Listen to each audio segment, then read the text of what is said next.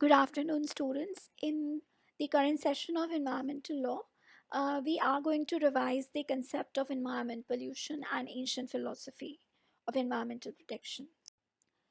Okay, when we talk about environment, its meaning and definition, because we are not through with the whole syllabus, we know that the generic meaning of the term environment is simply means nature or natural landscape, together with all of its known human features, characteristics, and processes.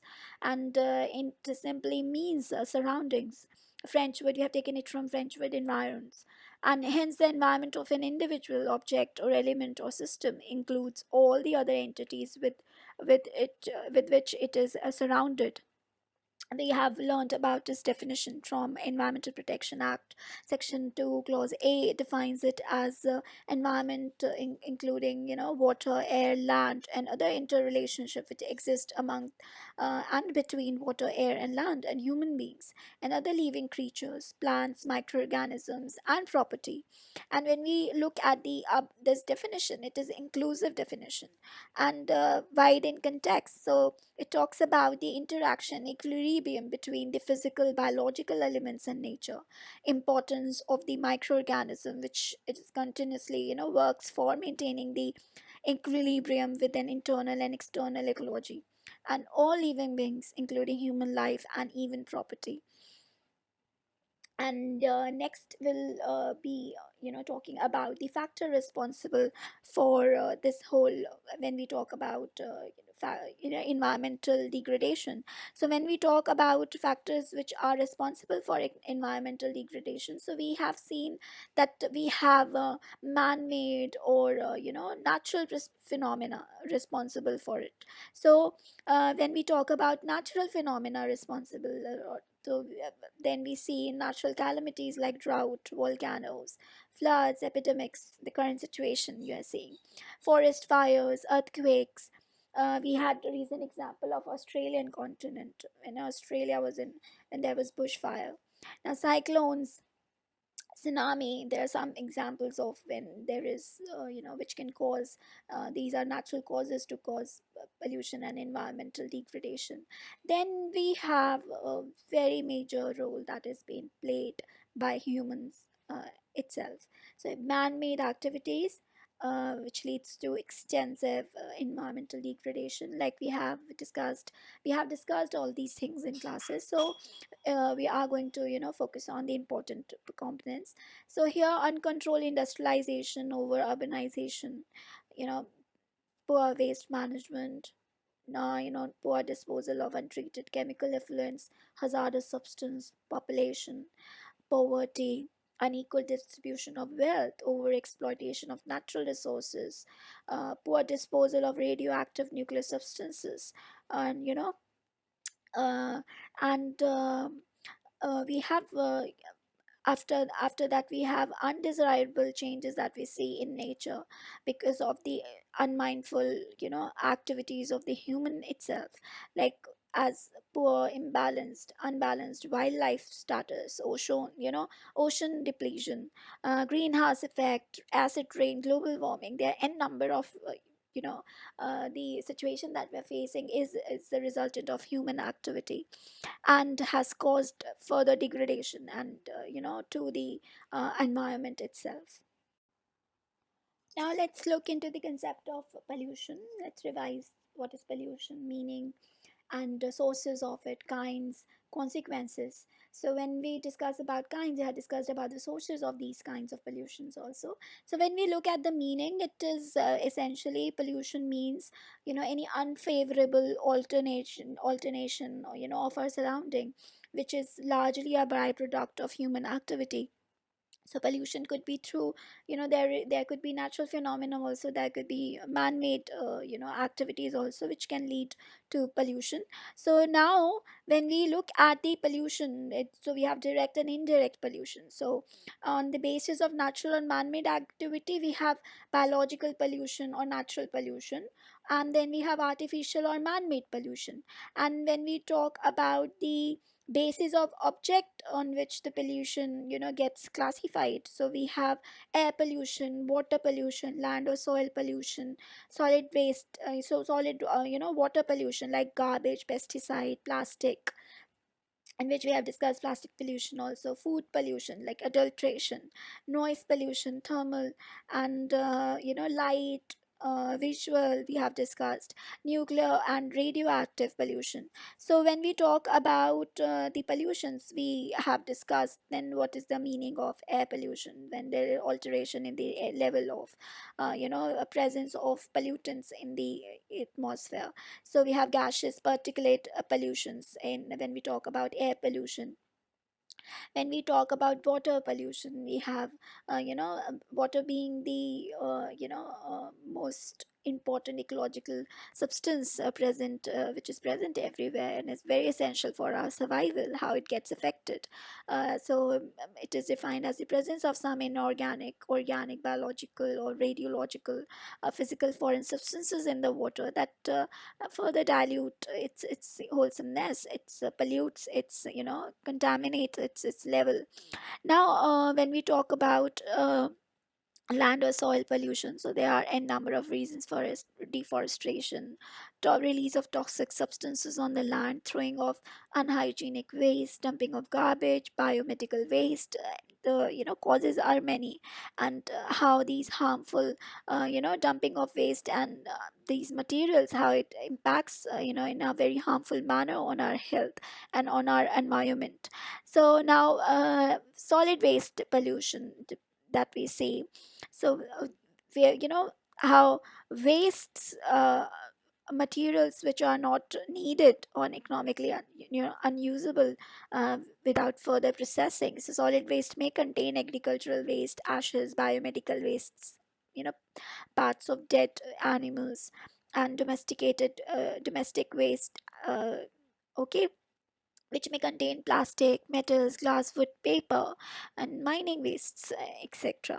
So, food pollution, like so all living beings require food to obtain energy, and when we know that the food gets adulterated, polluted, we are consuming adulterated food which has injurious effect. So food gets polluted from its source to its use. So pollution of food begins by use of chemical fertilizers and various pesticides at different stages of plant growth, starting from the germination, up to the plantation, where it gets a flower and fruits are there, and for the production and development of the plant, these chemicals directly or indirectly affects the very quality of the food, and hence affect the health of the producer, health of the people who are going to consume them. So next is noise pollution. Noise pollution can be defined as, you know again, increase in the unwanted, or they defined as unwanted sound. The most immediate and acute effect of noise pollution is impairment of your hearing, and it is caused by loudness of loudness measured in terms of decibels.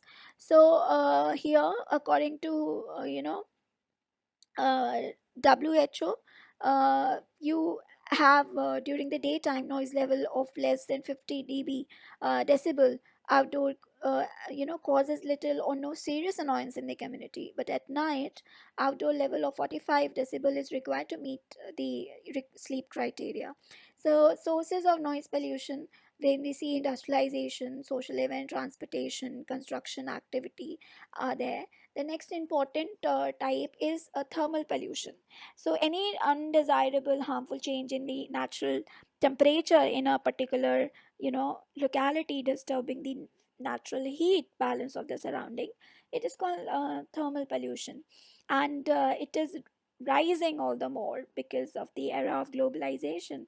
Water, withdrawn in one country each year for cooling electric power plants, which is generally or traditionally run by burning wood or coal fuels. causes tremendous heat generation. So the waste also from the nuclear power plants, nuclear and weapon production facilities causes cancer, birth defects, and miscarriages even. The next kind of pollution is nuclear radioactive pollution. Now it is related to all the major life supporting system: air, water, and soil. Radioactivity, which is a phenomena of spontaneous emission of alpha, beta, gamma rays as a result of disintegration of atomic nuclei of some elements. So, the man made sources of radiation pollution are mining and refining of radioactive material, production and explosion of nuclear weapons, and nuclear power plants and fuels, and preparation of radioactive isotypes. And because of this, all organisms they get affected. And next, when we talk about environmental pollution, so it is essentially defined as unfavorable alternation of our surroundings, which could be wholly as a byproduct of man's activity through direct or indirect efforts of changing its a change to bring about change in the physical, chemical, or biological characteristic of air, land, water, and that eventually harmfully affect the human life and every desirable living being. So when we talk about the essential, the impact of the consequences of the pollution, it leads to environmental degradation, environmental damage, rampant increase in industrialization, urbanization, and population growth, poverty. All of it has very serious impact on the environment, on our surrounding, as we have already discussed all of it in our classes, like how the effect or the cumulative effect of this degradation has severe serious impact on lives of all forms in on planet earth, and how it adversely affects not only individual or human societies in various ways or in different degrees, but it also influences the changes that are very much detrimental to healthy growth of all forms of life itself. And then next we'll move on to the next topic. Now let's look into the factors responsible for environmental pollution. So population growth, industrialization, urbanization, deforestation, poverty, which plays a very major reason behind environmental pollution. And so when we talk about population growth, we know that second largest population of the world, and in it leads to an increased density of population also in certain areas, and how such increase in population automatically leads to the rise in demands for more food to increase our food production. And for that we have to use pesticides, more artificial fertilizers, and it causes more and more pressure to arable lands, and which results in pollution on the land, water, and air. And so it's a very important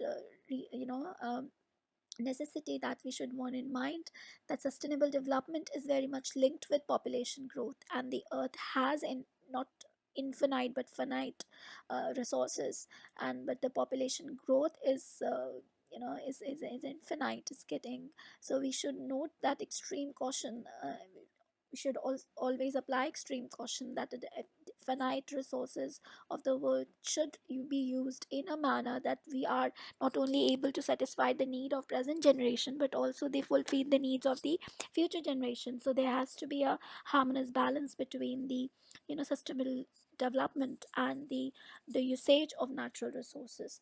And when we talk about next, that is industrialization. So we know that industries plays a very major role, factor to gear up the economy, and how it is very important, plays a major source of also environmental pollution. So when we talk about industrialization, we know that it has raised the standard of living of the people, but at the same time, how much detrimental impact it has had on, has on environment. Be it from use of atomic energy, kerosene, diesel, coal, other fossil fuels that pollutes the air, but the industrial waste that has become a major source of environmental pollution. Industrial products like iron, steel, soap, tobacco, you know rubber, only natural products as basic raw materials, and they lead to the exhaustion of natural resources. And industries are also a major reason behind noise pollution. And how we have discussed through case laws how judiciary has played a very very active role in terms of uh, balancing the two needs out, that is economic activities and a need of environmental protection, and has evolved principles like absolute liability that we have discussed at good length in our discussed case laws. And next is urbanization and environment, again are interrelated. So when we say environmental factors that have been given too little consideration in the thinking on urbanization in India, yet they are, we know that they play a very important role. So the level of water, air pollution, or are already high in cities. They could increase to get increased to dangerous levels with further increase in population. Pollution of river by discharge of untreated sewage in cities and towns, as we have discussed in NGT Yamna's case. So by industrial effluents and by chemical dissolved in oil and wash from fields is also increasing rapidly with, it's getting increased rapidly with the increase in urbanization, in industrial growth, modernization. And when we talk about India, India is facing a total collapse of urban environment, while industrial cities are drowning in toxic waste, industrial pollution. Non-industrial towns are also facing industrial pollution now because of the domestic waste too. So a quick, the increase in population in urban area may soon reduce per capita water ability to all levels below those required to meet the basic household and industrial and agricultural need. So we have to pay close attention to this whole scarcity of water uh, problem that we are facing at all levels, and how our water supply agencies have failed in every single town to supply clean and adequate water. People, they are turning more and more to use of ground water, which again leads to depletion and polluting its reserves. So how rivers, streams that passes through the towns are getting toxic. So we have to understand the impact of our the way our lifestyle on the environment and the resources which are around us. So next is deforestation. So industrialization and again growth in population have direct result on deforestation, which has very hazardous effect on the environment. Now forests due to deforestation are not only forests, they suffer because loss of natural resources. It's very hard for us now to preserve our natural resources because it when we protect our forests, they protect flood, they prevent flood, they protect wildlife also. And as a result of deforestation, certain wildlife species have already become extinct. And due to deforestation, our water resources have dried up, and it and has caused destruction to vegetation, and effects has adverse impact on rainfall also. And we have seen from last 1 decade we have now been experiencing rise in temperature with this whole global warming, and deforestation is behind, is considered as one of the major cause which is behind this behind for such rise. Now next and very important factor is poverty. Now poverty is considered as or is described as the inability of a person to attain or even maintain a minimal standard of living. So, when we say poverty, it reduces people's capacity to use resources in a sustainable manner, and hence it further intensifies pressure on the environment. So, like for example, due to poverty, several problems like increase in demand of kerosene, firewood, shortage of food, natural resources, accommodation, and sanitary condition in slum areas have come in the forefront. And all these problems have led to the environmental pollution, rise in environmental pollution, and rise in health problems. So when we talk about eradicating pollution, we have to eradicate poverty. We have to eradicate poverty, which is again a global challenge which is facing the world today. And there is an indispensable requirement for sustainable development for developing countries. And for this to achieve, we have to eradicate poverty from its root only.